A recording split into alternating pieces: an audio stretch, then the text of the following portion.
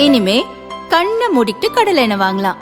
ஏன்னா மந்த்ரா கடலை எண்ணெய் இதயத்தின் தயாரிப்பு. வறுக்க பொரிக்க ஏன் எல்லா சமையலுக்கும் மந்த்ரா தான். மந்த்ரா கடலை எண்ணெய், அபார ருசி, ஆரோக்கியமான உடல் நலம்.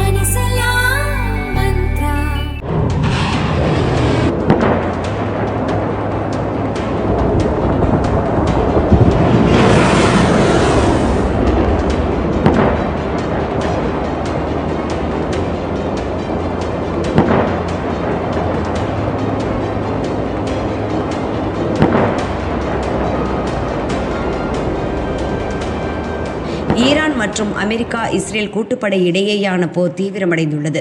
இரு தரப்பிலும் பதிலடி தாக்குதல்கள் தரப்படுவதால் வளைகுடா நாடுகளில் பதட்டம் அதிகரித்துள்ளது.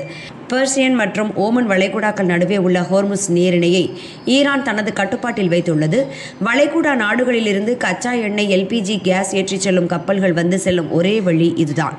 போர் காரணமாக இந்த நீரிணையை ஈரான் மூடிவிட்டது. இதனால் கப்பல் போக்குவரத்து தடைப்பட்டுள்ளது.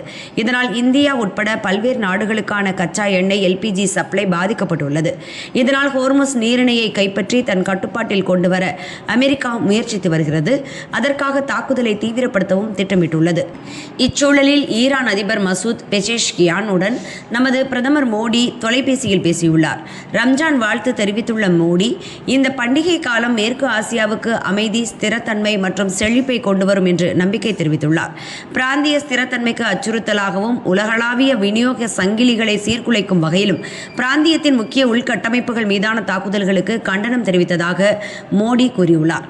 கப்பல் போக்குவரத்து சுதந்திரத்தை பாதுகாப்பதன் முக்கியத்துவத்தையும், கப்பல் வழித்தடங்கள் திறந்து இருப்பதுடன் பாதுகாப்பானதாகவும் இருப்பதை உறுதி செய்வதன் அவசியத்தையும் பிரதமர் மோடி வலியுறுத்தியுள்ளார்.